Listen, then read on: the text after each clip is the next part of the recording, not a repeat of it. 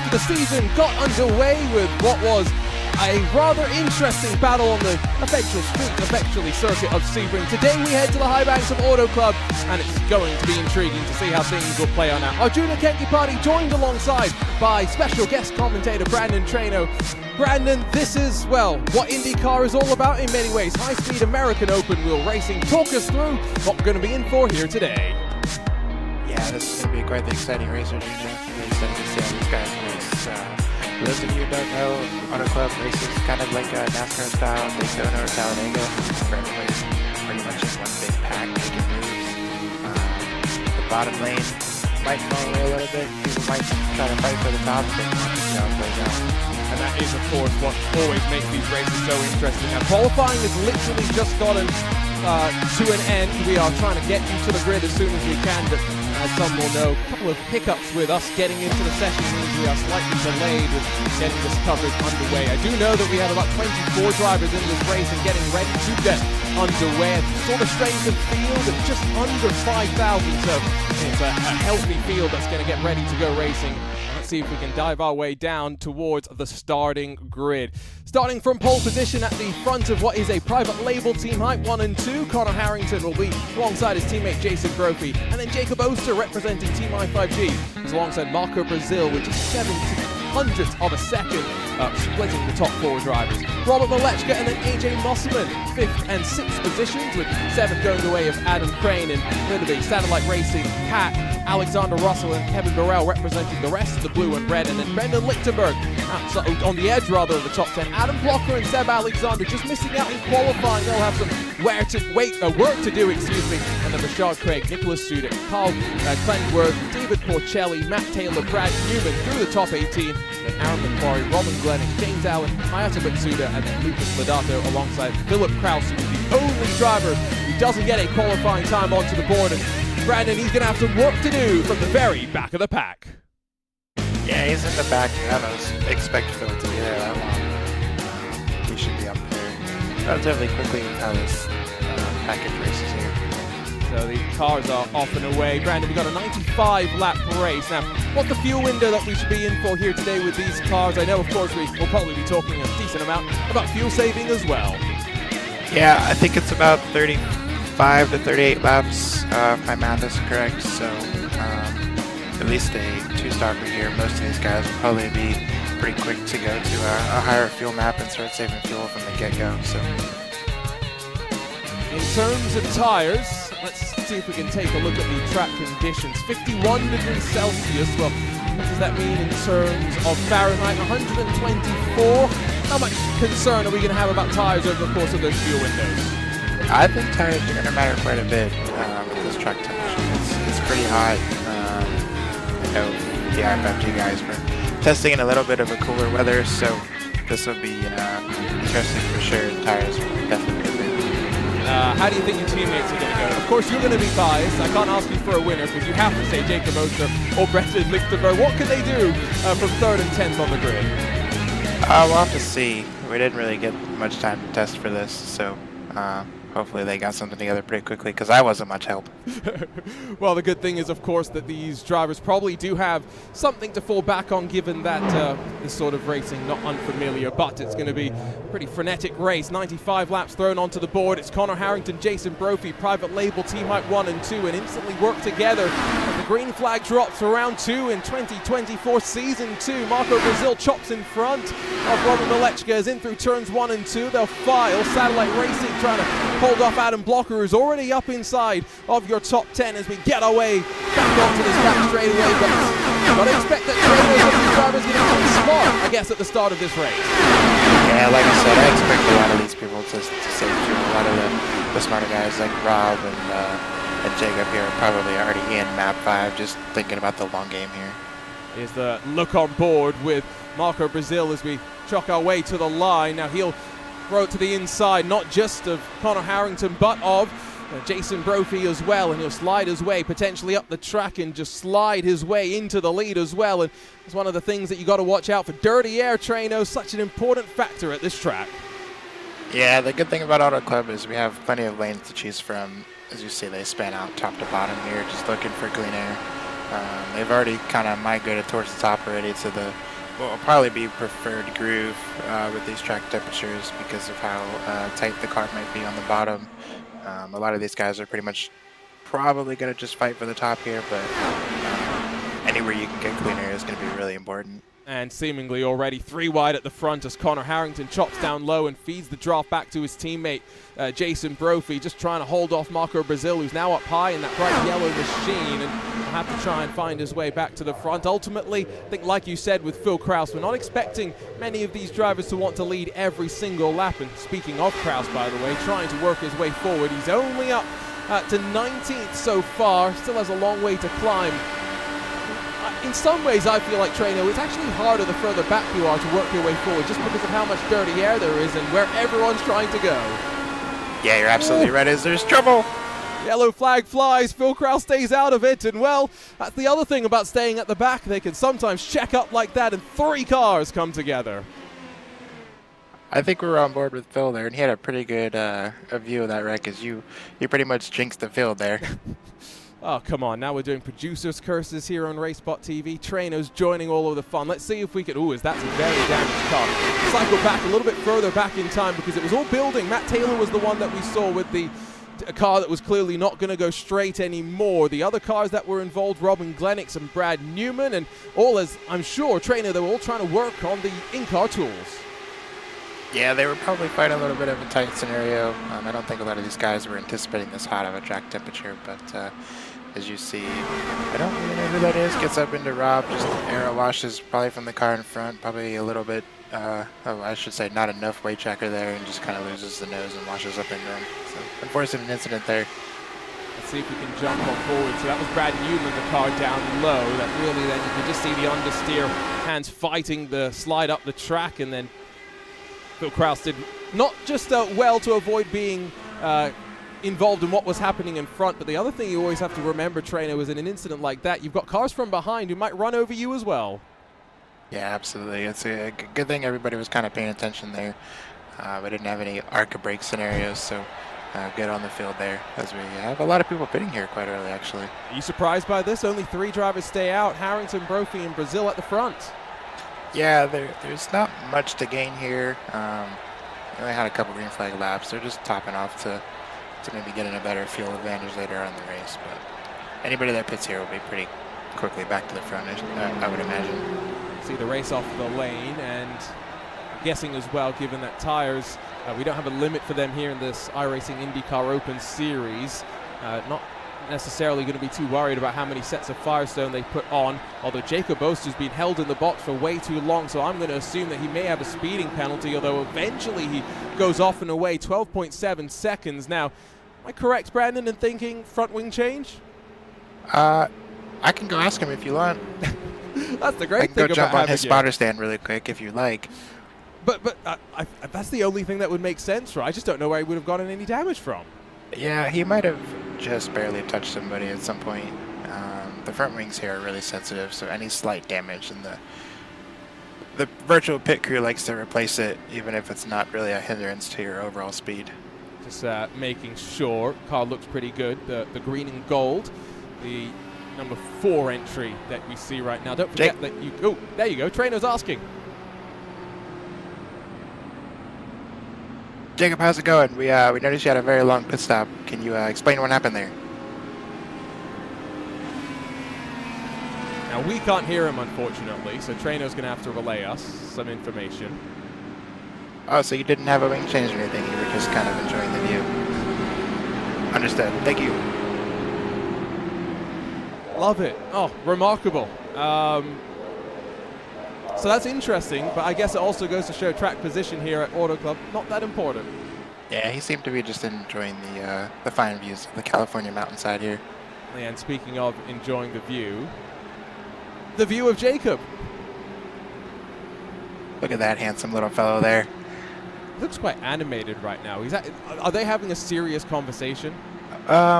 If I know my teammates pretty well, like I think I do, probably not. Okay, so they're probably talking about how Thermal Club this weekend is going to be interesting in the NTT IndyCar Series. Probably. Brendan's streaming, so someone in his chat probably said something funny, and they're all laughing about it, if I had to guess. Now you could play the game of what hand gestures, lead to what conversations, but we won't get into that.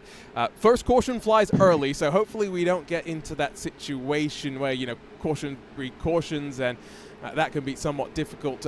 In terms of drivers who have moved their way forward, Phil Krause is already +8, so just keep an eye on him. Jacob Oster -10, but he seems to be, as Traino put it, enjoying the view. Traino, at what point, though, do you want to make sure you are up inside of the top 5? I mean, 95-lap race, still got a long way to go. Yeah, you don't want to sit in the back for too long, especially with the tire wear you have here. You definitely want to make your way towards the front at some point. That way you're not buried in traffic when the green flag starts coming around.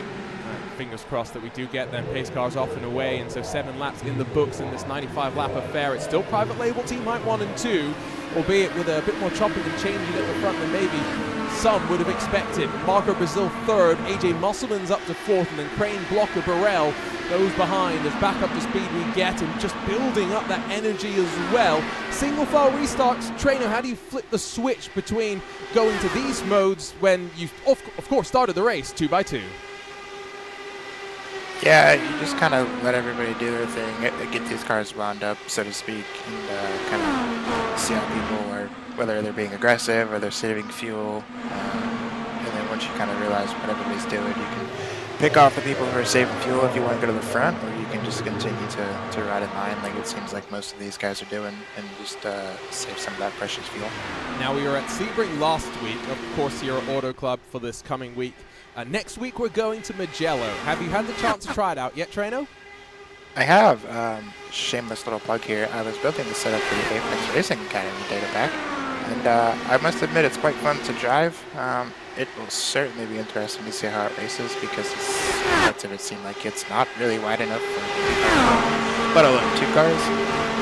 Thankfully, the front stretch is very, very long, so of course we have push to pass, and we can hopefully use all those to get some passes. But it is certainly a very fun track to hot lap, and I'm kind of excited to see how it races, to be honest. Yeah, me too.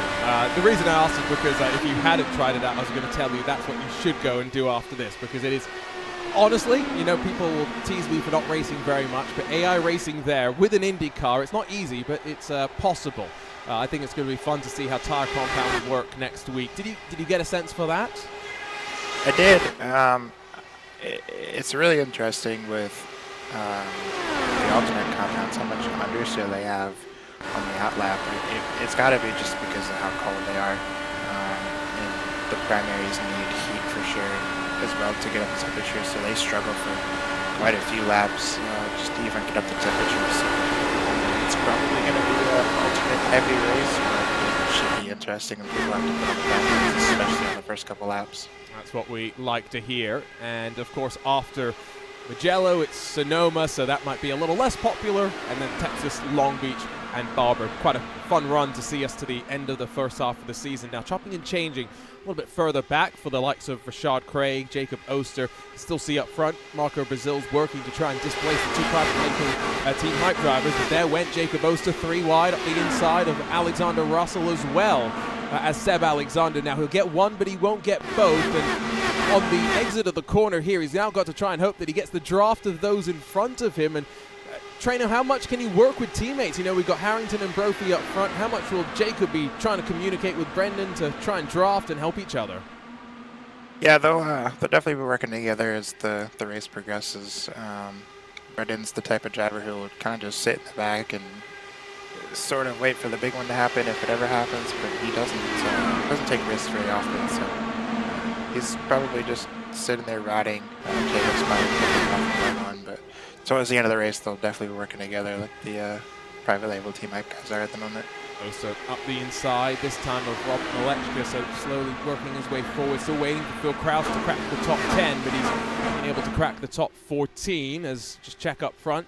You can see Adam Blocker poking inside of AJ Musselman for a moment, but starting to be a little bit more single file for the most part, and I think that is just mainly because of those higher temperatures that we've been talking about a little bit. What does that do in terms of in-car tools, Traino? I've always kind of wondered, you know, those adjustments you're trying to make, you probably are trying to dial in the setup a little bit, but what are you doing differently behind the wheel? Yeah, so for the most part, most of these guys would just go up on the weight jacker and add a little bit of wedge, as the NASCAR guys call it. putting a little bit more load on the radiator to make the car looser. It wouldn't surprise me, as well as some of these guys may have a little bit of a lower rear wing angle to get a little bit more straight line speed out of it. That'll naturally make the car a little bit more looser as well, but that'll also put a little bit more stress on the right front, so essentially making them tighter or have more understeer, which will have to balance with the weight jacker. Some of these guys probably have a rear ARB in the setup, so they can go up on that to make the car looser. And then down on the front ARB as well to kind of loosen the car up. I'm sure if these guys haven't really dialed in their setup for this temperature, they're going to be car tools. Yeah, you know, it's always one thing that when I jump behind the wheel of a setup, I have to now go and check if the ARBs are disconnected or not before I then placebo myself into changing the in-car tools and pretending that suddenly the car's better, and it's just that my driving's never been particularly good. Now, Matt Taylor has left pit lane, so after that one caution, Brad Newman confirmed retirement, but Taylor and Matsuda 8 and 12 laps down respectively. So the cars that will be circulating around and potentially just be a handful of traffic for us to deal with a little bit later on in this race. And of course, it's going to take us a good 40-odd minutes before we get to the end, but we're still somewhat 3 wide as Jacob suddenly found his way back forward, and he's looking a lot less talky right now. Yeah, he's definitely moved back towards the front a little bit quicker than I thought he would. It's a 3D printer behind him. Now, I've always wondered what 3D things you could print on your sim rig. Now, do you know what hardware Jacob has? Does he have a direct drive wheelbase? I do believe he has recently switched over. I believe he has VRS pedals as well. I do know he is trying to make his own custom IndyCar steering wheel, which has been cool to listen to. See, that sounds very cool, but the thing is, you know, when you're talking direct drive wheelbase, you're also talking, for the most part, things that are quite strong. So I hope he's got that somewhat figured out. As car through the grass, Aaron Macquarie is going to keep it straight, and so we stay green, although he's now lost all drafting range. And is that half spin going to see the caution come out? I don't think so, because nobody's really around him yet, but the leaders are going through turn 3, so he may bring out a yellow here in a second. See him back up to speed. He will now be trafficked in probably a half a lap's time, especially given that your leader's well and truly up to speed as they charge their way back towards the stripe to complete lap number 19. So that could have been caution number 2, but so lucky. Still, it's private label 1 and 2, and Brazil going uber high. I mean, he's almost ripping the wall there for a moment in search of clean air, and now cutting back underneath and trying to get a little bit closer to the left quarter panel of Jason Brophy. When you see teammates up front not really forcing the issue right now, like Harrington and Brophy, I think the one thing that I'm probably, tell me if I'm wrong here, Trano, figuring out is they're pretty comfortable in the cars they've got underneath them. Yeah, I was just thinking that they look really comfortable with their setup. They're kind of letting Marco just do what he wants to do. If he gets by him, he gets by him. They're just doing a really good job in general, kind of managing the lanes, helping each other get runs, not letting the other one stall out and get shuffled in the back. So they're doing a really good job of it. And I'll be honest, I'm really liking this warmer weather because, you know, in the past we've come here to Auto Club for official races, and it's basically been as cold as you can get, and the iRacing weather system's not added rain yet to the IndyCar, but it still has changed a little bit of the playground that we're in terms of the weather, and it's good to see that tyre wear is a factor and drivers are having to just contend with that a little bit more and hold on. I mean, you even look further back, it's not like drivers like Blocker, Burrell, and Russell, or even Malechka being able to carve their way forward. Jacob was kind of the exception in that regard up here towards the front. Yeah, I'm wondering if he's maybe listening to me when I said you don't really want to sit in the back too long, because we're about 15 laps into the run, I should say, and this is about the point where you really start to see who's got a little bit better setup. A lot of these guys may start to push more with the right front giving up. So, the closer you are to the front, the less understeer you're going to have from the aero wash. So these guys in the back may kind of just get stuck and not have the grip to really move forward here shortly. It is still one long single file line though. Aaron Macquarie about half a second a lap slower than these drivers, and about 7 seconds in front in terms of time. So it's going to take another 14 or so laps before he's going to be real traffic to contend with, and that's going to put us just very close, of course, to the pit stop window. So although having said that, the couple of pace laps that we had may have changed it, and of course we saw all but 3 cars down to pit lane. And it will go a lap down by coming down, won't they, Trader? Correct me if I'm wrong there again. They will, and I believe they'll be right on the edge of kind of hanging onto somebody's draft, depending on how good they are getting on and off pit road. If you're lucky enough to catch like a back marker's draft, you could really kind of open a gap up to the people you're racing around with, not breaking the draft for a while. So it'll be interesting to see if people short pit and where they end up. If they end up in the pack itself, and they're really good because obviously they're going to be running a little bit faster, so they could open a gap for themselves. Always love seeing these static shots that really just illustrate how fast these cars are really traveling here on these high-speed ovals. You don't really see it much, of course, in the real world anymore, albeit we are going to see plenty of ovals this year across of the season, and we're looking forward to that in the real world, of course. This coming weekend they head off to Thermal Club for what's a rather interesting sort of more heat racing style format. They'll have push to pass in qualifying, and Trainer, that's something that I'm not sure about, if I'm being honest. I quite like not having any push to pass in qualifying. So are they able to press it as often as they want? They're allowed, I think it's 40 seconds per qualifying session group, however it works. That's interesting. For sure that'll be interesting because on iRacing in practice sessions you can press it as many times as you want. But in the race we only get 10 presses. In real life they have the time limit, obviously, but we don't have it in qualifying, so I think it'll be interesting to see how that plays out. Yeah, but you know, maybe I'm just a purist when it comes to qualifying. I like fastest driver getting the most out of their car. It's IndyCar, so you're never always saying it's the fastest driver, especially when it comes to some of those street circuits where I don't know if you're going to be able to get a lap in. There's the onboard from Glenix, who somehow, by the way, after being involved in the incident, that brought out the one and only caution that we've seen so far, back out there with a patched up race car and still circulating at speed as well. It's got Brendan Lichtenberg, the hyperstar, behind. A couple of drivers have just slowly fallen back, not really forcing the issue right now. Lichtenberg joined by Alexander outside of the top 10. Yeah, I don't know if the broadcast kind of illustrates it, but some of these guys are really starting to slide up off the turn 4 whether they want to or not. It's pretty relevant that their tires are starting to give way, and the aero wash is really starting to take a toll on some of these people's setups. You can see just how much it's getting stretched out as well. Alexander trying to hold on. He's just being fed a face full of dirty air right now. I mean, there's 3-4 cars in front of him. We'll find out there's only so many different lines with which you can work and track them back towards turns 3 and 4. You can see that Harrington Brophy still controlling out front, which is probably what they would like to do. We're about to hit 29 laps complete, roll on to the 30th lap of 95, and of course we'll see the front 3 in, probably all in on the same lap. Would you want to be the first driver in that train, Trainer, or are you content to be a little bit further back in the line coming into the pit entry?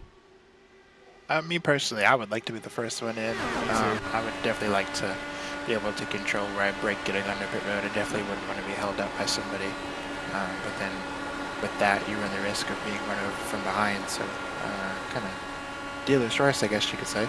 Well, so this is the thing about Auto Club, it's wide open on pit entry, right? Whereas you think about Indy where it funnels down a little bit more, that's a lot more dangerous in terms of the concertina kind of effect. So I agree with you. I'm always more comfortable being first, although you then have to make sure you hit your pit marks, which is easier said than done as caution flies. And 3 cars mixed up, Porcelli, Alexander, and Sudik, and it was right as we were about to get some green flag stops.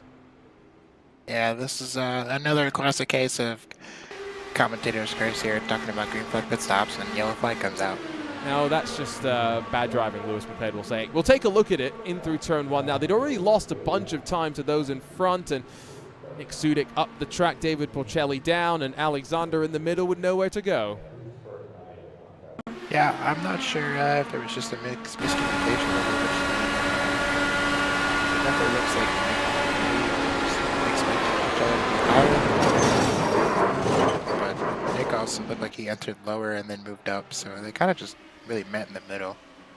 Unfortunate, and well, we slow things down, and probably we'll see, I think, the fields come down into pit lane. One more look at it at full speed, and see just able to slink on past. I believe that was James Allen stays out of all the trouble. So you look from up above, and now we'll wait to see as back around through turn 4. We know for sure the top 3 will come on in. I think the question is anyone going to be a silly enough trainer to stay out here? Yeah, there's really no reason to stay out here. We were probably about 10 to 12 laps away from pit stop, so pretty good sweet spot to put some new tires on. I guess the only thing you could really think about is coming down an additional time the next lap by and topping up on fuel. If you're Nick Sudik, you're also trying to get the front wing probably replaced, and that will definitely be a slightly lengthier stop for him. But now into their marks, they'll all be looking and trying to make sure they execute on pit lane. Second time down on the box for a handful of these drivers, so they all know where they should be stopping. Front 3 should all know, although Jason Brophy's managed to get himself almost right hand down before he even exits the box because he was so locked up and committed on the entry. Now he will lead though on the race off of pit lane. I think Marco Brazil might just have been beaten off by Jacob Oster, Crane, Blocker, Musselman, and then Harrington with a lengthy pit stop down in 7th in the race off. Yeah, I don't know if he missed his box or that's just kind of a byproduct of him needing more fuel than everybody else. So we're about a third of the way through now, or just over a third of the way through. Did any of the drivers, you think, make any adjustments down on pit lane in terms of wing angles, Traino? Is it worth it at this point, or is that something you'll save for maybe the final trip down pit lane?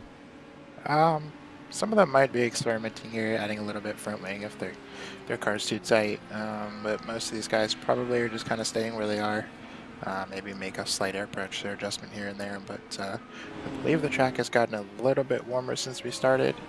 So they for sure may have been considering adding some front wing to kind of loosen the car up a little bit. Yeah, it's gone from 51 to 53 in the correct and proper units. If you use the incorrect units, it's around 124 to around 127 and a half. I'm just saying that as well because I know which units Brandon Traino uses.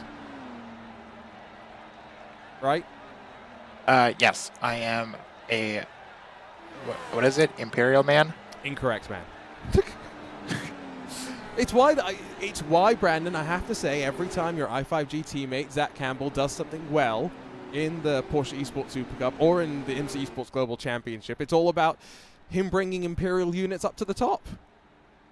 Yeah, Zach's one of my best friends, and it's really cool to see him doing so well in PESC. Yeah, but he's been converted. You see, that's why. He's been converted to use the correct units now. Lights are off on the pace car, so we should be getting ready to go back racing. 34 laps complete, so 35 next time by as we get ready to go. Jacob Oster sits second. Connor Harrington actually ends up cycling out in 5th by the time they all settle into the line. Because of how bad the tires got at the end of the first run, Brandon, do you think there will be some more aggression this time by from some of those drivers mid-pack, the Malechkas, the Russells, 10th and 11th spot? It's certainly possible. There's not a fuel strategy here to cut out a stop. You can't go to the end here, so everybody's going to have to make one more stop. And it's close to pretty much 2 full fuel runs, so the only benefit here would to be make your upcoming stop a little bit shorter, but most of these guys may kind of just sit here for a little bit longer.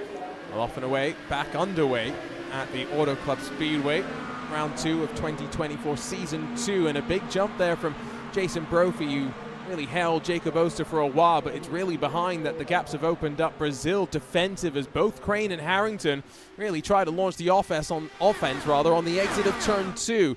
Down the back straightaway, still single file, the speed building up, but interesting jump there that's seen now Jacob Oster be able to cycle in front of Jason Brophy. Now, I don't think the two are far enough ahead that Traino, they'll be able to swap back and forth and break away from these drivers behind.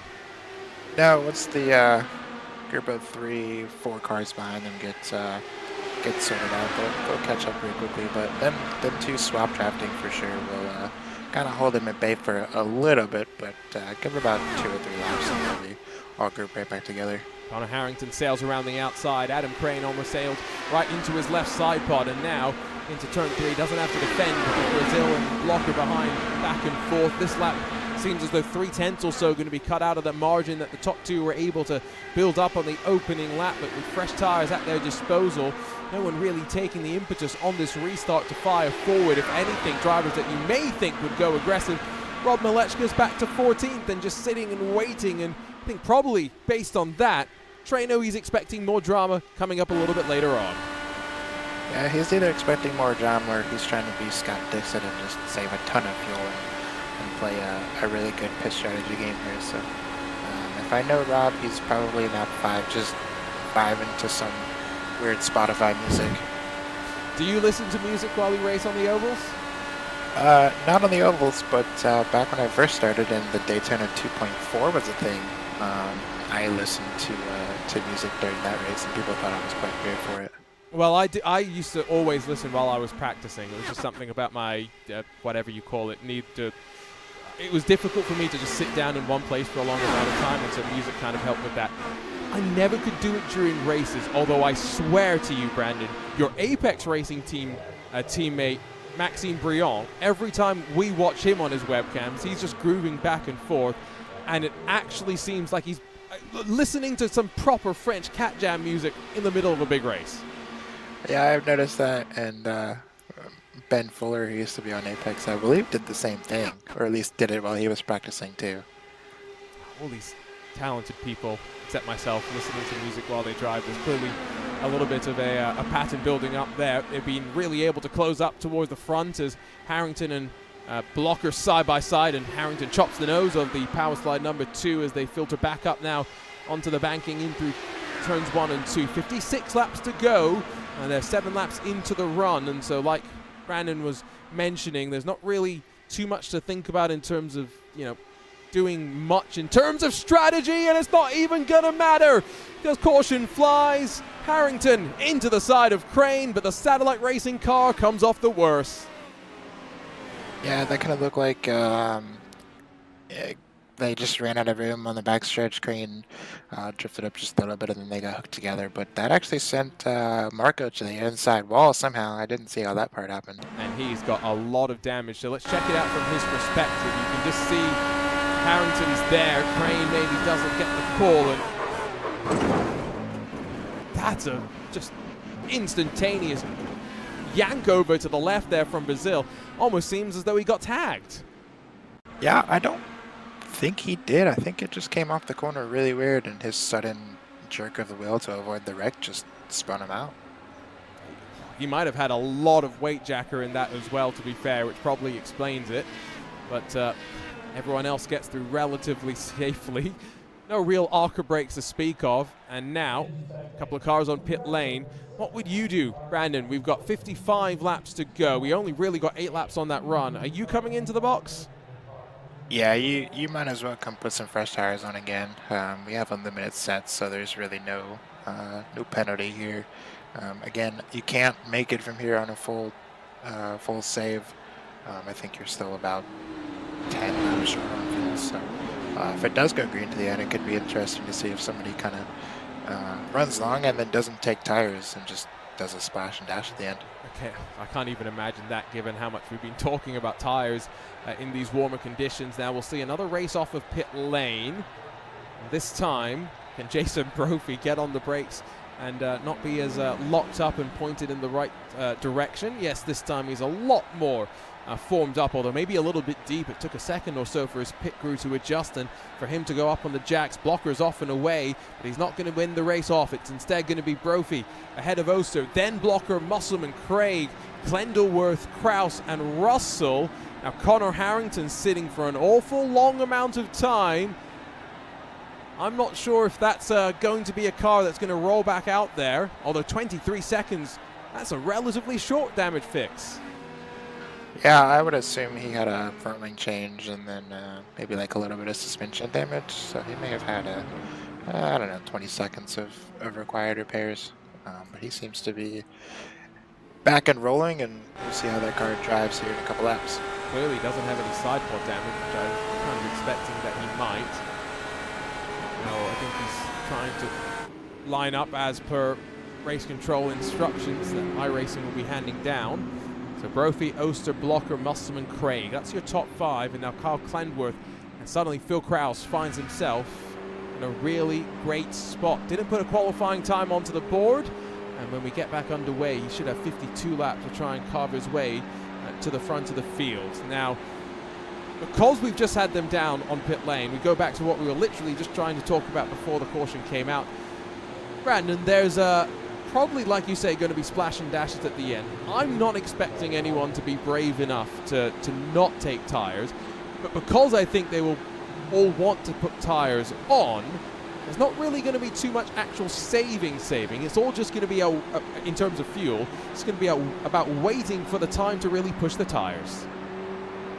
Yeah, I do think you're still going to have quite a few people who decide to save fuel just to make that stop even shorter. I also do believe that you'll have a couple people maybe short pit this to the point where taking tires doesn't hold the stop up, which I believe is around 3/4 of a tank. Yes. So it'll be interesting to see if people short pit that there. But I bet there is somebody who tries to not take tires and break away from the field, which I think you could do. But if the field catches back up, you're just kind of a sitting duck at that point. Yeah. What did we see in terms of fall off from the drivers? Taking a look at Jason Brophy in particular, because of course he didn't pit in that first caution cycle. Low 33s initially, high 33s at times, but didn't really see too much fall off in that first stint, so he was leading. I think for those behind, though, Traino did identify a couple of really struggling cars with the amount of dirty air they were contending with. Now, Jason Brophy really had the field last time on the restart. He does so once again, although this time I don't think the jump he's going to get will be as large, because Oster's got Blocker in the mirrors, and Musselman, Craig, Clendenworth are all there as well. Back underway, and given that we've already seen a couple of cautions now in quick succession, drivers are going to be hoping to stay clean and green for a little bit longer. But no Brazil, no Harrington at the front. Brandon, we've got some new contenders here to play. Yeah, you still got the same Jason Brophy and Jacob, but Adam has definitely joined in the mix. AJ Musselman's worked his way up here too. Straight behind him, Rashad and Philip, actually.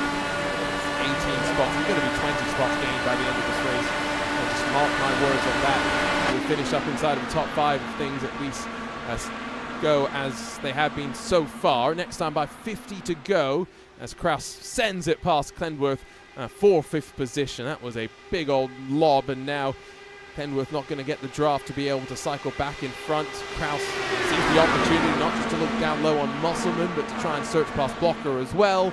These are those little bits of opportunities that the best will really find, and searching for clean air, such an important tool. Krause up to 4th now, and as Blocker goes to the inside of Oster, Racecraft being put on display.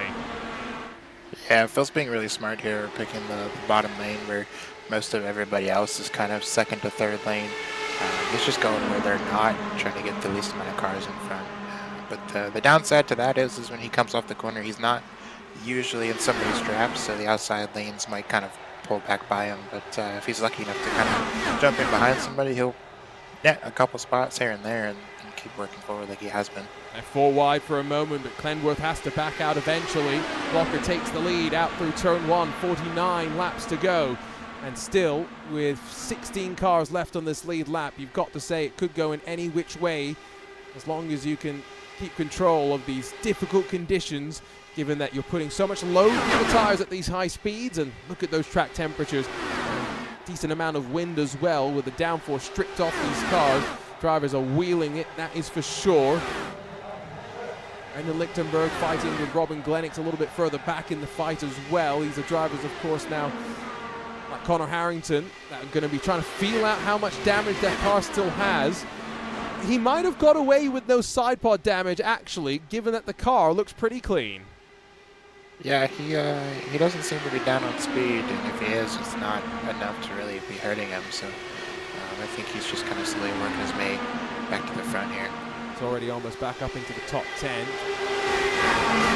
One by one, it will get more difficult as he works forward, not just because the driver's probably faster at the front, but also he will be burning through his tires to to be able to close those margins. They're fanning out once more. You can see it's Alexander Russell in that blue and red satellite racing car all the way down low. It washes up in front now with Jacob Oster in 6th. Clenworth on the inside of Blocker. That's the black machine alongside the blue and black entry. As there comes the send from the green and gold. Only 7 still left to go, but you're seeing drivers figuring out what they need to do, because we're not going to see Treno temperatures cool off too much from here. That's the one thing that drivers should probably expect. Everything that they're understanding now about what the track is doing is probably going to be the same come the checkered flag. Yeah, the ambient air temperature has only gone up a degree, so not really too much more, I would say. Excuse me. The one thing we haven't really talked about is the wind. It's not really gusting as much as it has been in previous races, like it did at Sebring. It seems to be pretty consistent, I would say. But with iRacing's new weather system, it can certainly change direction pretty quick and catch somebody off guard. Well, I think at this point, all the drivers already very much on guard, just trying to stay out of trouble with some of these moves being made. Jason Brophy almost ran Jacob Oster into the wall, but out of turn 2, gathers it up. They proceed as is. Phil Kraus now alongside of Alexander Russell, just inside of your top 5. So much going on as the drivers just try to keep themselves in contention. I'm very surprised that certain Robert Malechka, though, has not picked up anything just yet. He's still back in 16th, and to your point about someone saving fuel and maybe not taking tires, if there's anyone that's crazy enough to do it, it's probably him. Yeah, no, I'd be willing to bet Rob hasn't left lap 5 since the start of this race, and he's just sitting there saving fuel. How will he be doing in terms of tires, though? Because, you know, he hasn't been having to fight side by side. He's so far back that he's probably not having to deal with too much dirty air because they're single file for the most part. Probably is going to be in a little bit of a better spot, but surely Trey not in a spot where he's going to come out and feel comfortable with his car. Yeah, it'll be interesting. His tires are definitely going to wear, but definitely not as much as everybody else's, because he's not pushing into the corners. He's not obviously driving as fast as everybody else. He's using the tower to just stay caught up, so he's definitely not putting as much wear as other people are. But I can't imagine staying and not taking tires, but if anybody's going to do it, it probably would be Rob.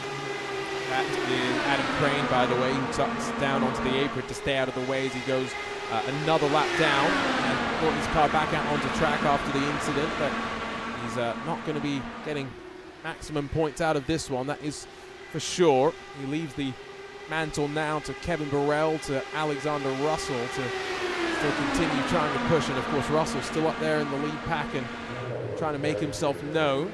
Jason Brophy in danger of being forced now back to 4th as he almost ran into close. Blocker. That was very close, wasn't it? Yeah, that was would look to be like a little bit of a wrong lane choice. Just caught dirty air at the pretty much the exit of the corner. If anybody knows how this car drives, if you catch it late corner, you don't really have it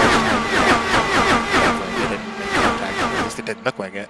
No, that could have been a lot worse, but I think Jason got out of the throttle just early enough to avoid making a bigger hassle of that than it really could have been. So we're going to get to 40 to go as Carl Clenworth hits the wall, and I think fortunately hit it pretty square, so isn't going to have too much lasting damage from that, but getting close to that point where if the caution did come out, drivers would be into pit lane and probably for the final time on fuel. Anything after that would be surely just in terms of tires. Clenworth going to be trapped in the middle, 3 wide, as not just up high he's got drivers looking, but Lucas Lodato down low trying to make it a bit of an issue as well. And with tires really starting to wear, we're 15 laps into the run, Treno, you've got to be concerned.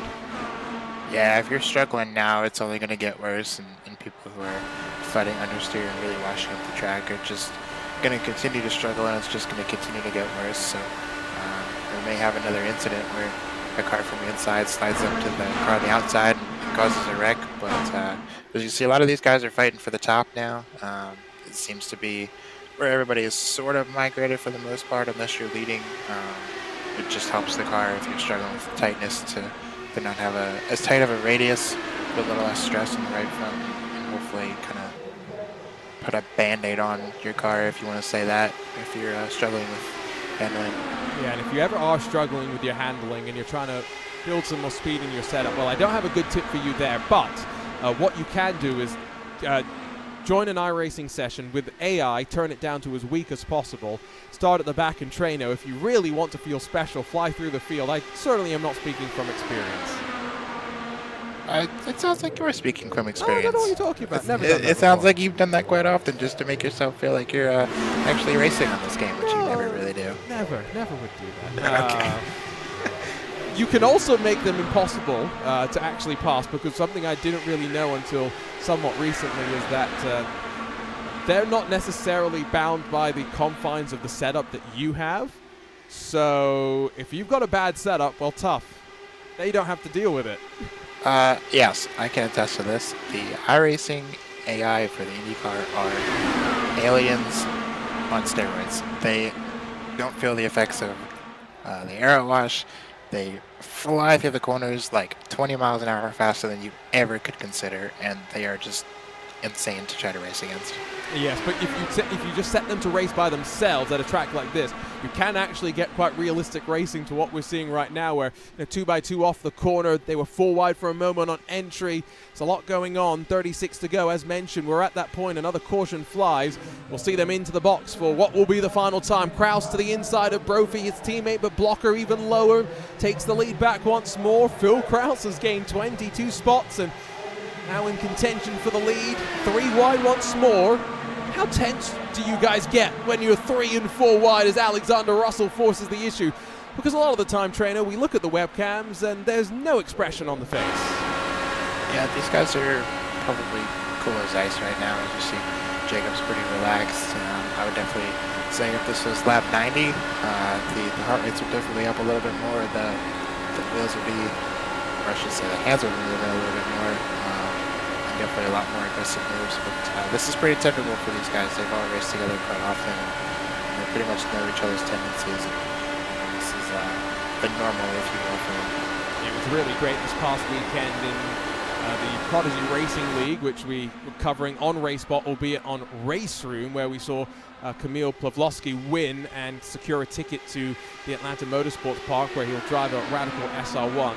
And as soon as he crossed the line, he wasn't actually sure if it was going to be the white flag or the checkered flag that he was going to see. 97 thousandths the difference between checkered versus white flag, but he saw the checkered, looked up, and just emotion. It was great to see, and sometimes it's what we miss in the world of sim racing, where things get serious and beef gets stirred up, and we don't get to see the happier, lighter side of things. But 33 laps to go. There's nothing light, I think, about what's going to be brewing towards the end, because if I remember correctly, Brandon, we've had a couple of 4 wide finishes here, including one that you won by, what was it, 1,000th of a second? It wasn't much. If you're referencing the US 500 Part 2, that was quite the finish. I wasn't actually. I was thinking of Indy Open. You remember we did that video at the end when, 2022 happened and that thing happened. We did that video about all the moments and people talking. It started, was it Auto Club or Michigan that it started? It was Michigan. Was it Michigan yes. that it started? Oh, wow. It was, and then I clipped the apron coming back on the track and wrecked everybody behind me after the race. Yeah, but Michigan Auto Club, same thing, right? For the most part. Oh, God. This shows you how many races I cover nowadays that I struggle to remember things that were really, really fun. 1,000th of a second. What a finish it was. I hope we get a similar sort of ending here. But given that tires are such a factor, and we're still thinking that there may be some green flag strategy to come into play, that's by no means a guarantee at this point. Malechka starting to, well, not sit at the very back of the train anymore. He's alongside of Kevin Burrell. This is the 12th and 13th position. I think he's a little bit scared about losing the pack of those in front. Yeah, he's a little bit further back than I would expect him to be at this moment.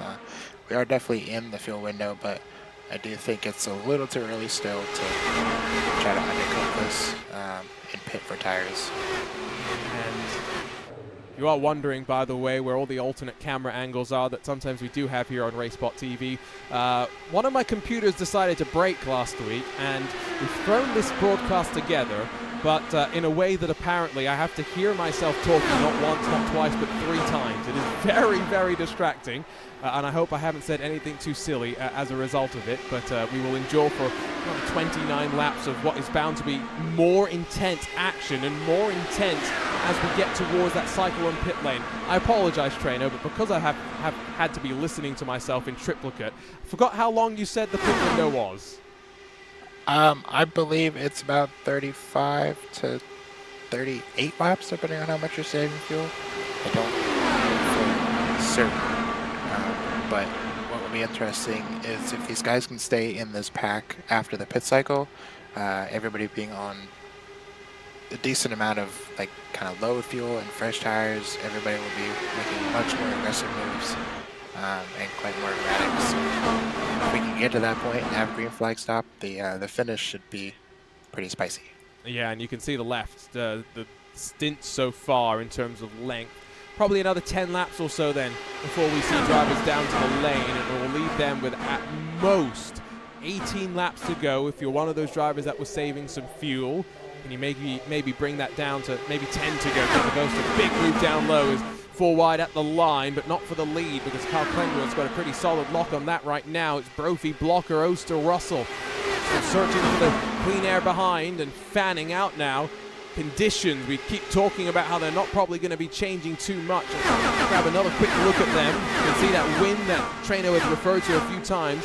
And because it's changing, albeit slightly, how much are you actually having to adjust for that in the car itself? Not too much. It's not gusting. If it was gusting here and there, say another 10 kph, it would definitely be affecting them quite more. It seems to be a tailwind into turn 3 if I have my internal compass correct, so not really doing much to affect the car here. Not just your internal compass, but sometimes you've got to get iRacing's compass figured out, I found. When trying to figure out that wind, at least I've never been very good at trying to get that sorted. But if that's a tailwind into 3, it's of course a headwind into 1, and so therefore final lap of the race, you may have a bit more confidence to send it with the lower speed that potentially you will be carrying in towards the corner. Clenworth now down to 3rd, but on the outside still has a plenty amount of clean air to enjoy. As you can see, the separation has started to build. Malechka thought it was important to get out in front of a couple of drivers, and it was a wise call. Into 11th as we head off into the final 25 laps of this race. Yeah, another guy on the move is Connor Harrington. If he does have damage, like we talked about, it doesn't seem to affect him that much as he's crocked back into the top 10. But it's interesting here with these guys having to pit soon. They're fighting pretty aggressively up front to be the leader, and I know for sure the tires are screaming for some help. So they definitely don't want to fall too far back in the pack and get even more affected by the aero wash. Yeah, we saw it from Brandon Trainer. From Brandon Trainer there. We were riding on board with Connor Harrington, and just hear him having to lift out of the throttle. He's still alongside now, though, of Lucas Lodato. It's just 2x2 this time at the front. No 3, no 4 wide as the tires increasingly wear. Blocker gets past Oster. Clenworth going to be repassed by Brophy on the outside, who's just confident and commits to not quite running all the way to the wall, but clearly dialed up on the weight jacker and able to bring his car through the corner safely. 31 laps into the stint for these drivers.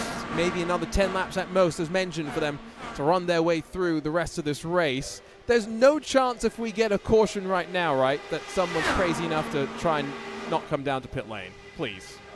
Absolutely not. You're on the edge of I did full tank already. Everybody will surely be down for some fresh Firestone tires. Yeah, that would be very much wise, you would feel. Not expecting, of course, anyone to come in earlier than expected. They will want to try and run the tank as dry as possible before they come into the lane. Or maybe there is the value of a slight undercut, because we have now started to see fall off to the tune of almost 0.6 of a second, and Alexander Russell as well as Kevin Burrell have maybe decided that it is worth trying something different. They come in slightly early. Yeah, definitely going for the undercut here, and like I said, we'll have to see how they cycle out. If they cycle out into the pack, they can certainly use the toe to pit, not to pit, but to try to maybe jump a couple cars that they were racing with. Keep an eye on the track map to see when they start moving once again. Burrell's in the 13, Russell's in the 6, and as they blast past the timing beam, only now are they rolling off and away, 7.9 and 8.5 seconds stationary respectively for the Satellite Racing teammates. It's going to be a slow build for them now to get back up to speed, and yeah, I don't think they're going to get much draft. They may just catch Adam Crane, the third of the Satellite Racing contingent, but not the leading group. No, it's unfortunate, but they're at least together, so they can all kind of work together and work a swap draft. And in theory, they shouldn't lose time, if anything, for the game in general with the tire fall-offs. So they're kind of just at a waiting point at this time to see where they cycle out. Well, one by one, we are seeing drivers into the box, and Glennick's followed down by Macquarie, and now James Allen as well. So, like we said, pit stop starting to pick up, but the longer you can go, the better you think you're in a spot to be at the end. Now, we'll see the lap times for the Satellite Racing pair once they get themselves back up to speed. Still waiting for a bit of a representative benchmark. The leader this time by 33.272, so best lap time of a 32.450 this, for Jacob Oster. He's 0.8 off of that. Russell and Burrell, intriguingly, basically matched the leaders last time by. Yeah, they're going to need a little bit more out of that, though, to chip away at any sort of gap or undercut. I think the fact that the leaders are all still really close together, not really fighting each other, just kind of almost working together, is kind of just keeping that gap the same. Clenworth into the box. We'll get another comparison this time by at the line as Russell and Burrell break the stripe. And not showing up on that graphic, but it was pretty similar once again. Burrell and Alexander Russell just gained 0.3 though that time by. So we'll see if Clenworth can maybe blend out alongside of the Satellite Racing pair, but you're going to see Jason Brophy in this time by. Holds the car down low, and driver that has been known for his fair share of pit entry woes. Very, very tentative, if anything, on pit entry. Just look how much Connor Harrington was able to close up. Yeah, Connor was really aggressive on pit entry there. He actually raked from what looked like the second lane, so pretty lucky he didn't get run over, but good on him for getting down to speed and closing the gap to Brophy so they could work together on the pit out. So Clenworth ends up in front of basically everyone else that has come down pit lane, so not seeing anyone be able to make the undercut work in terms of fight for the lead. But here we go in terms of leaders pitting. Both Blocker and Oster lock up, but no sign of speeding on entry for either of them. Malechka, Kraus, Lichtenberg, and Craig. Those are now the four that are yet to come down to pit lane. Jason Brophy has emerged, or will emerge, I should say, alongside with Connor Harrington out in front of this race, although Carl Clenworth is up to speed and building alongside. Yeah, the two of them did a really good job on their cycle here. The fact that Clenworth is kind of in the middle of them is interesting to see. He may benefit from kind of getting pulled around and maybe come out a little bit ahead of everybody if he gets a good cycle. We'll have to see as Blocker and Jacob come off the pit road here. It's a good stop for the both of them, 37.4 seconds each from cone to cone. There goes lap traffic around the outside. Still waiting, of course, for Lichtenberg, Craig, and Malechka to pit. Phil Kraus has made his juke down to the box, but Blocker is out in front of Clenworth, Brophy, and by about a half a second or so, even to Jacob Oster, excuse me. So there is plenty of margin building now through these cycles. Off and away, Phil Kraus. Now, he had a very lengthy stop, so not expecting him to be challenging up front anymore. I think that's another front wing change. Yeah, I don't really know if he would have picked up damage. Maybe just really attacked the wall or got caught up in a little bit of a checkup somewhere. But really unfortunate because that pretty much takes him out of contention for the win, barring a caution. Well, intriguingly, Lichtenberg and Craig both down to pit lane, but left side of the screen, everyone else is one lap down to your leader, Robert Malechka. If the caution was to come out now, as Paul Tracy would put it, we are very much in the danger zone. 12 laps to go. Malechka did a 33.1 last time by. There's no way he saved enough fuel to get to the end, right? No, but it is a ride we're talking about, so I'm kind of hoping he doesn't take tires just to see how this plays out. It's going to be a splash for sure. Question is, when does he peel off and away? There's the leaders. They're closing on him. Only a couple of tenths, though. It's not a large chunk that they're eating into him lap by lap by lap. You can see as Malechka's actually just come in. So he has indeed not had the magic tank of fuel. How's he going to fare? This lead group, though, is now down effectively to just 6. Oster, Brophy, Blocker, Clenworth, Harrington, and Lodato.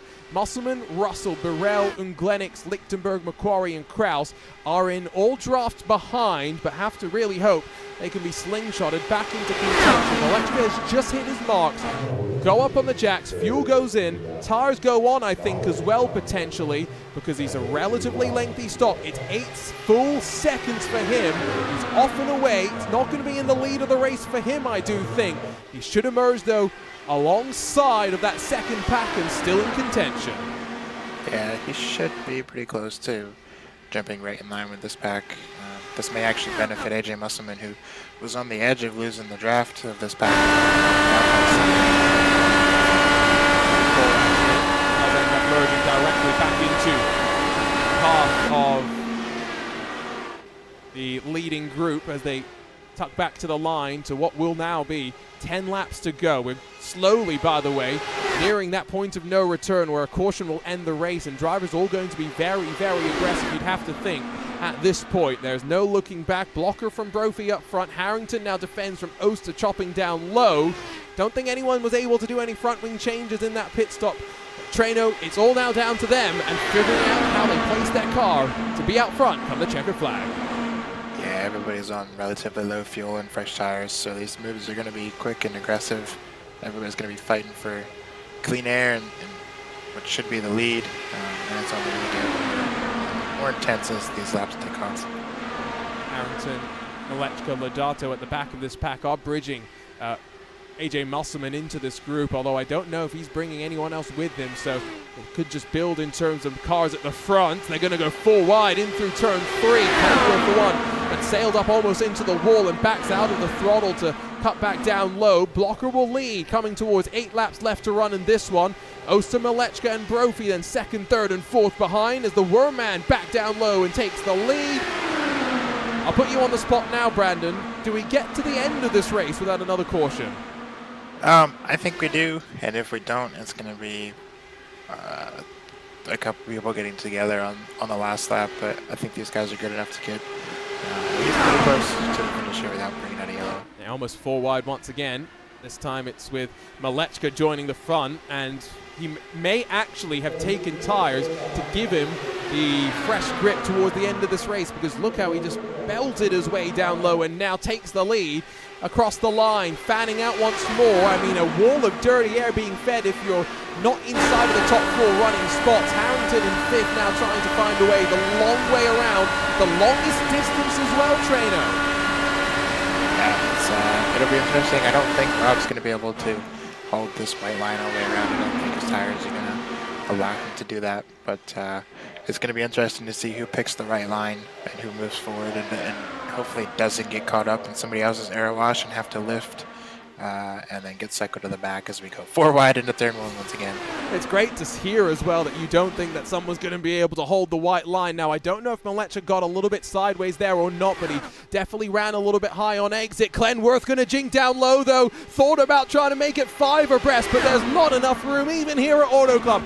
5 laps to go, this time by 90 laps to set up the shootout, and we're down to what effectively will be 8 cars. Musselman has joined the fight, although he will really have to find a way to muscle his way on forward. It's not 4 wide into turn 1 this time by. They do fan out eventually, but Malechka's the one still painting down low. Yeah, Rob's doing a really good job holding that white line. He's drifting up as he leaves the lane. Oh, right back to the white line. This is where you have to make the decision early and make the right decision. Oster backs out half-heartedly into turn 3 and 4 this time by. Look how much dirty air, though. Clenworth not enjoying still. His tires almost sent him up into the wall. He'll try and pinch down low. 4 wide again this time by. Blockers now just trying to find some clean air and send it this time a little bit more of an arc through the corner. We've got tires that are going on about 10 laps old. Treno, how much grip do they still have underneath them?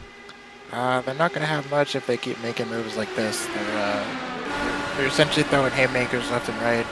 I think Rob's probably got a ton of weight checker in that car trying to keep that thing on the bottom and not let anybody get to his inside. 'Cause if he can hold it for the next 4 laps, he might bring home this win. I mean, he almost just shot directly into the path of the cars up high off the corner. So I think you're right. He has really dialed that car up, and Brophy's keeping him honest, gives him a bit more room on exit, though, as the longer lines just lose a little bit of ground. 2 to go this time by, and we've reached that point.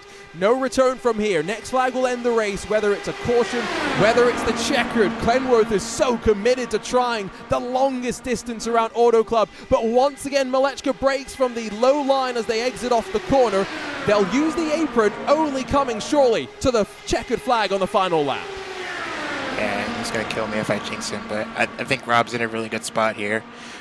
No one's really able to get a good enough round off of the corner to get at least the nose cone to his inside off of either turn 2 or turn 4 when he drifts up just slightly. So he's in a really good spot here coming back to the white flag. 3 wide behind, but let's be honest, the focus is the 3 wide up front as well. Every which way you look, Auto Club IndyCar, it delivers. They'll almost fan out 5 wide this time to see the white flag. Who's going to come out on top in just over 2 and a bit miles? Malechka's still got the advantage, but Brophy for a moment led in through turn 1. He had a nose in front, and Oster's there and in the draft and trying to figure out which way he should go. He pops to driver's right. He'll take the longest distance of the trio. Clenworth will take it 4 wide for one final chance. A drag race to the line. Malechka the longest, shortest run rather on the track and the shortest wear on his tires. One driver into the grass, but Robert Malechka winning by 0.05 of a second. He did a really good job holding that white line. I'm curious to ask him post-race how much weight checker he had in that car, because he was pretty committed, and if I know, like I think I do, he probably had a ton in that car trying to keep it on the bottom. It was a fun end. He played strategy well, and I think it was a combination of that weight jacker, but also just having the tires at the end with a little bit more life in them to hold down low and come out on top. He'll burn it down in victory lane. We'll hope to grab a moment to chat with him as well, and then we will hopefully wrap this broadcast up sooner rather than later so I can stop hearing myself over and over and over. As a certain Randy Orton would say, there are definitely voices in my head. As burning it down at the Auto Club Speedway, it's Robert Malechka on top, and as mentioned, that margin of victory, 0.05 of a second at the line. Jacob Oster makes it 3 cars within 1/10 of a second, and then Blocker, 2 Powerslide Motorsports cars inside of the top 4. Private label Team Hype started off on the front row, and 3 of their cars still finish inside of the front 6, with Kraus and Harrington just behind. Kraus did spin at the line, but doesn't matter. It was after he saw the timing beam. Carl Clenworth 7th, AJ Musselman 8th, with Lucas Lodato and then Brendan Lichtenberg rounding out the rest of your top 10. 11th for Alexander Russell, who ends up being the best of the satellite racing entries. Rob Unglenix 12th, Aaron McQuarrie 13th, and then Rashad Craig, Kevin Burrell. The final cars on the lead lap. James Allen was just 1 lap down. Hayato Matsuda was 8 laps down, while Adam Crane persevered to finish this race 9 laps down. DNFs for the likes of Nicholas Sudik, for Marco Aurelio Brazil, for David Porcelli, Seb Alexander, and Matt Taylor, along with Brad Newman, rounding out the 24 starters. And again, remember, we had just under 5,000 strength of field, one of the strongest fields that I think we've seen on the ovals for quite a while. Already waiting for us, by the way, in victory lane is Robert Malechka. Rob, talk us through that finish. How much weight jacker did you have dialed into that car? Quite a bit. I had a little bit of wiggle room still, but yeah, I was just kind of playing it actually pretty conservative because I didn't want to get kind of sucked around the outside there. But yeah, it was kind of fun with the wind. Like I was pretty tight in 1 and 2, and then 3 and 4 I was mega, and I was pulling them every time. So always a good battle up front with Jason and Jacob. They always race me really fair but really hard, and it's always really enjoyable to race all those guys. Talk to me a little bit about how it worked with the fuel save that you were doing. Was there ever a thought to not take tires? Did you take tires? We actually don't know. Oh yeah, you had to take tires. I think, let's see, this last pit stop. Yeah, I was down to the low 60s that last pit stop. But I mean, the play with these big tracks is always just to save fuel and be as light as possible at the end, right, with the freshest tires. So that's what I did for 82 2 laps there, I was in map 5, and then I finally started to push, and worked out with the kind of just wrapping the bottom. Is not gonna say it was an easy win, but it kind of felt like it was. Now, are we going to see you at Mugello next week? Have I managed to convince you that it's a great track and you should race it? Yes, you have. Let's go. It's a pretty mega track. It flows really well. It's really high speed, and it's really enjoyable. So, yeah, I should be there. It's going to be fun. Hopefully, a good run for you next Monday, but congratulations on the win, Robert, here at Auto Club. Yep, thanks, Arjun. We'll go down from Robert Malechka to second place on track. Jacob Oster, who's going to be interviewed by his own teammate, Brandon Treno. Jacob, Mr. Wearman. Hello. Good P2 there. Tell me about your race. Tell me how the car was, how our setup was that we had no time to put into it, and why you didn't bring us home the win. I mean, I wish it was P2. It's P3, unfortunately. But car was good with the amount of time that was spent by you, which was, I think, 1 run, and then another run by me.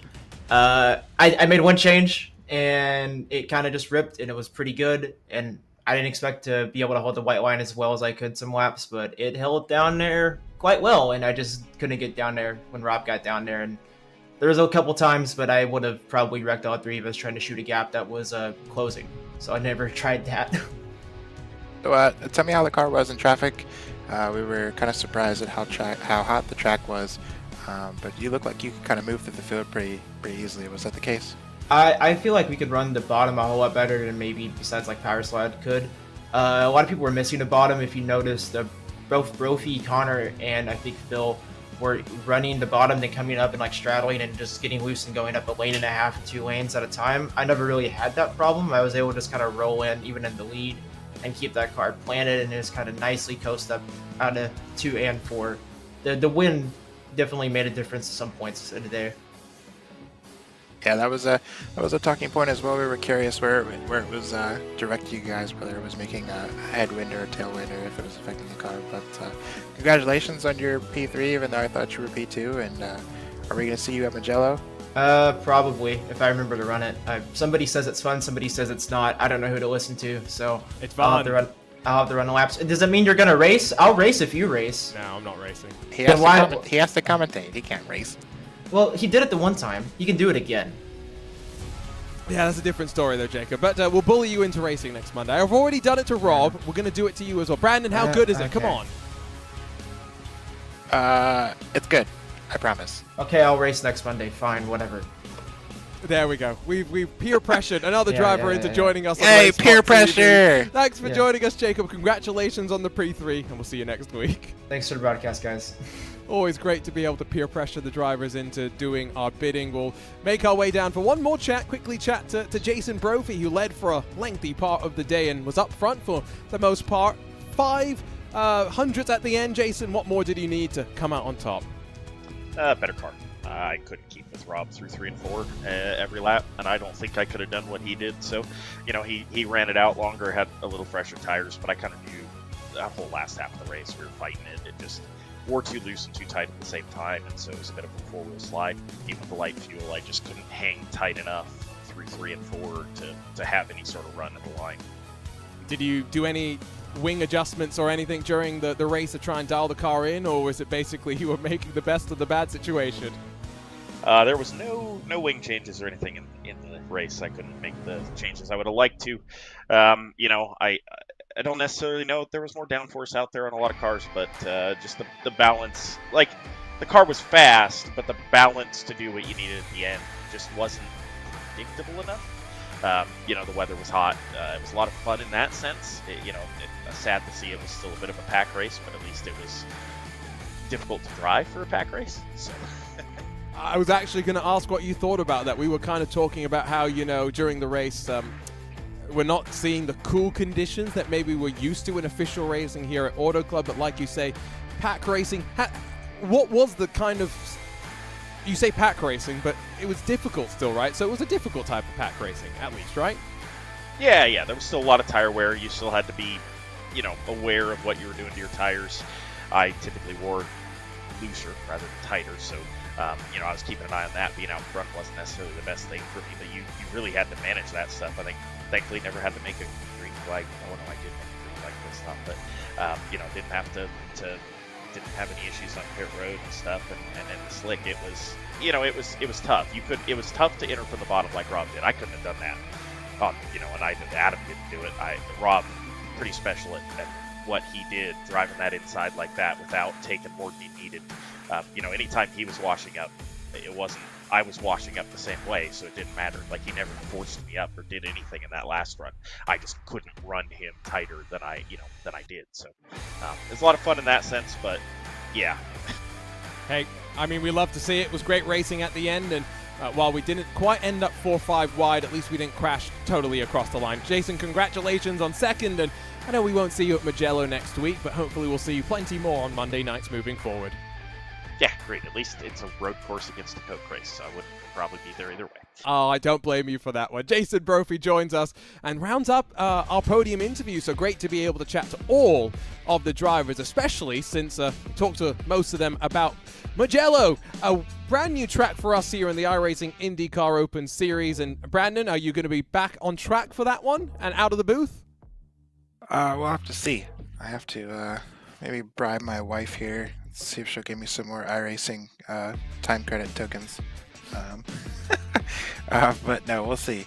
I am definitely curious to see how it races. It's for sure fun to hot lap and drive around in testing, so it could be a really good race. I just hope that you can kind of stay close to people through the really high speed sections of that track in this car to have good runs and make passes somewhere around here besides the front stretch. I think it will be relatively decent, but I don't think you're wrong in thinking it might be difficult. So I think tire compounds, that's going to be an interesting thing, right? You say it's going to lean a little bit more towards the alternates.